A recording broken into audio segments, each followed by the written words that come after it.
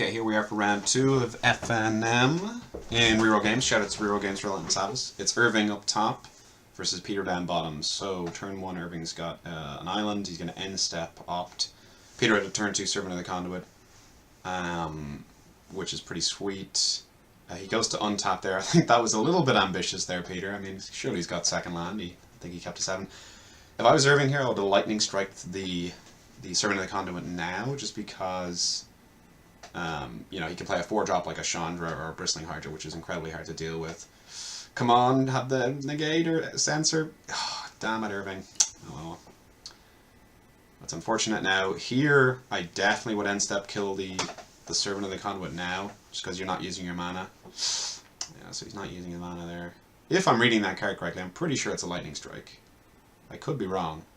Oh, it could be a Harsh Mentor actually. Excuse me. So there's a neat little combo. He played Bloodwater Entity, and he gets to put an instant or sorcery, I believe, on top of his or her library. Pretty nice. Yeah, I can see also, you know, down below me is the Peter's life total. It's kind of, oh god. So you have the Sky Sovereign there. In the main deck, just crushes creature decks, especially small creature decks. Which Irving's only playing a small amount of creatures. He's kind of a combo deck. He wants to get a lot of instants or sorceries into his graveyard, and he's going to play a Enigma Drake and attack for a lot, and then maybe flinging at you as well to kind of get you. He's got me a couple of times in games with those with that combo. Unfortunately, he's running into Teamer Energy here, you know, full of mythics and rares. So it's kind of a budget deck versus the tippity top tier ones. So this is going to be pretty tricky. Peter kind of hands him the dice when he had no instants or sorceries in his grave, so good on you, Peter, there. Nice one, so nice of you. I mean, what do you, the guy has no instant or sorceries at the time that you threw the dice in. But hey, you know, maybe they were coming, and they were. One was coming. What's he thinking of here? He's kind of running away with this game, to be honest. He's tapping his 2 best lands. If I was him, I would have used the other 2 lands. Okay. Well, it doesn't really matter because, yeah, he had another. He could have played either or with either of the lands. Gonna attack him down to 6 here. I believe he upticks the Chandra, puts him down to 8. Yeah, this is just kind of rough. Irving would have to just kind of play an Arab Devastation here to be kind of okay. I mean, then the Chandra would ultimate and he'd still be absolutely in a terrible place unless he had a disallow, which in those colors he does have access to, but I believe he doesn't run it. I think he plays cancel and whatnot instead. Again, more of a budget deck. And there's nothing wrong with that anyway. It's just when you run into Teamer, it's pretty hard to deal with. So, yeah, here we have game 2, and apologies again. There's quite a bit of sideboarding in it, but luckily kind of halfway through the sideboarding I was like, well, how long does this go on for?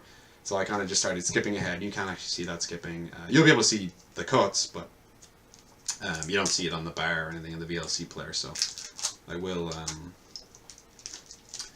yeah, I mean, I realized in the previous video about that, and then this one I was like, okay, let me change it a little bit.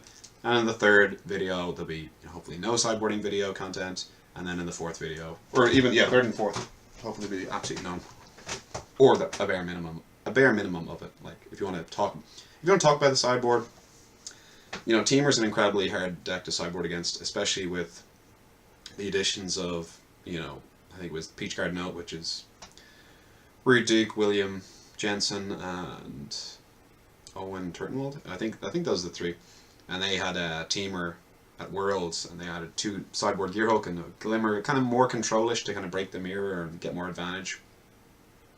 Oh, you can see the mouse there, I guess. So that's not the worst. I'm happy you just can't see the bar. So yeah, you would have endured another minute and a half of sideboarding, but I got you. I got it. Ooh, what's that? Peter's got the sideboard there. Looks like Karizev, but it's definitely not Karizev. Well, it could be someone else's deck. Ugh, the table's shaking. Or maybe it's just my bad camera. But yeah, sideboarding against Teamer pretty difficult. I mean, you could bring in negates, but then they just play a bunch of creature. They play a bunch of creature hands, I mean, you're just absolutely screwed. So Censor is, I guess, more of a round answer, and Arab Devastation is definitely nice. But then they have the cards like Scarab God, where it just comes back anyway. So looks like they're both gone to 6 here. Peter with a top on the scry and Irving with a bottom. Irving leads on an island, and I believe he has an opt end step again. Yeah. He bottoms that, he draws there, he untaps. Yeah, unfortunately I believe he forgets to draw, which is, you know, it's unfortunate that both players missed that. It's the classic thing of, I've opted end step, so it feels like I've already drawn, so therefore I'm not going to draw because it's incredibly hard to draw on turn 1. So he is down a card, he's behind a little bit. He plays a Bloodwatered Entity, which has prowess as well. It's a 2/2 flyer. Peter plays a Whirl of Virtuoso, which can pay 3 energy and make a 1/1 flyer. Irving's going to opt. I think I see a cancel in hand, and he likes the card in hand, so or the card that he scried, so he's going to put it on top. Gets in for 3 damage due to the prowess trigger. Looks like this is pretty brutal because Peter saw that, you know, Irving's got no blue mana up, so he can safely resolve this Chandra. Gets rid of his only threat, attacks for 2. This Chandra's just kind of... It's already done its job, so if it gets shocked, it's just kind of absorbed another card. But if Irving had a shock or a lightning strike here, he'd be reluctantly... You know, he'd kind of have to use it on it, but looks like he's just to pass the turn there, and he's missing his kind of second island drop, if you will. I mean, he needs double blue, basically. Peter plays a Attune with Aether. I assume just a sequencing thing of where you want to play your worst I mean, let me just rephrase that, because Attune with Aether is great, but, you know, your least powerful card first, in the hopes of someone going, oh no, I'm going to negate that. And then he tries to get in the Bristling Hydra, and he's going to Essence Scatter that, which is very smart, because it's incredibly hard to deal with, especially a control deck. Maybe a creature deck you're less impressed by it, but... Chandra hits him for 2 there, and the Whirl of Virtuoso hits him for 2, he goes down to 14. Looks like what's happening here. Did he draw there? I'm pretty sure he drew there. The old 2/4 Enigma Drake, it's okay. It's kind of, you kind of have to have a critical mass of cards in the graveyard to make it really worth playing.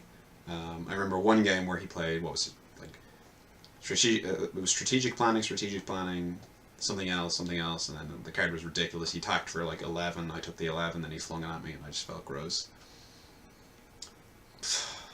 I mean, this is ridiculous. It's the classic thing of where you're so far ahead, you can afford to make these funky plays. But also, you know, it's pretty defensible because it is Irving's only win con, I believe, except for like the odd lightning strike if you're on low life. So, you know, when Peter's this far ahead, he can afford to just kind of, okay, I'm going to use my Chandra for value. She's already gotten value. I'll use the second one, or the first one to pay for the second one to use the -4 ability on his Enigma Drake. And Irving puts an opt back on top, which is pretty sweet. So Peter was about to, he was about to tap mana there, but he's like, no, let me plus Chandra first, see what I get. he gets Glorybringer. So now he's doing some quick math. He's like, how much can I hit you for? 4 and 2 and 2, and plus 2 more is 10. So you can hit him for 10. Put him down to 2.